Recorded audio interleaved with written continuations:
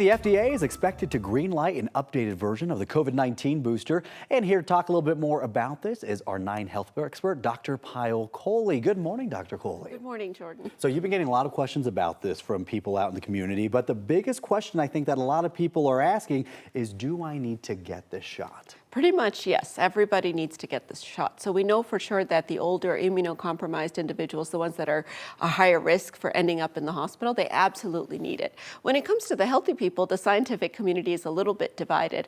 My personal take is if you're more than 3 to 6 months out from your last infection or your last boost, we're heading into the fall. We know that the virus activity is going to go up. We're already seeing a spike in hospitalizations.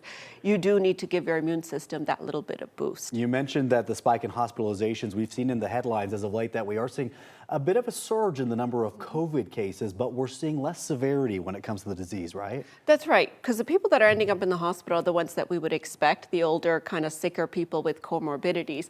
And still the peak, Jordan, is much, much less than it was at the peak of the pandemic.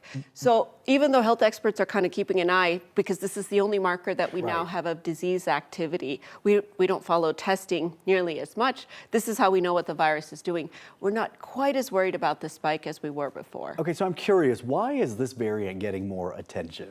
It's very different. So it is a variant that has a massive number of mutations. And the last time we saw these type of mutations, meaning more than 30 mutations, was when Delta was born.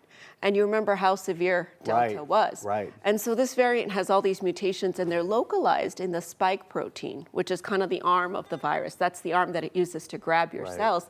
That's the part of the virus that we make antibodies to when we get vaccinated and when we have infection. So the concern is that could all these mutations result in a change in behavior of the variant?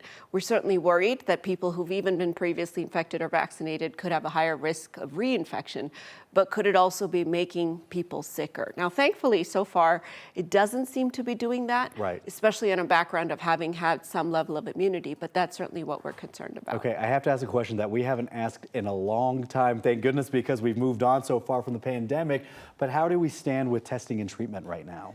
The good news is that our testing seems to be picking up this variant, and our treatment also seems to be responding to this variant. So at least for now, we're feeling pretty good about the fact that the current testing and treatment strategies we have seem to be, active against this variant. Now, my concern is that we're not testing nearly as much as we used to. And part of that is the tests are no longer available, free of cost and such.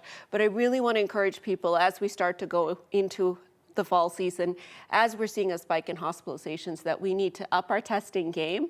And for the ones that are older and immunocompromised or have medical problems, they need to up their mask game again. So it's now time for those individuals to start masking in indoor spaces because we know that the virus activity is increasing. Just a few seconds left, but I have to ask because the last time a lot of these shots were covered, prior to that, a lot of people wondering, do I have to pay for it this time around? No, it should be covered through most insurances and also through the state program because it's a preventive vaccine. This vaccine is against the XBB variant, which was the last variant. It's not this newest variant that we have, but Moderna and Pfizer both just released data that's not yet peer-reviewed, but seems to suggest that it's going to cover this new variant as well. Dr. Kohli, as always, with the latest information. Thanks, Dr. Kohli. We appreciate your time. Let's get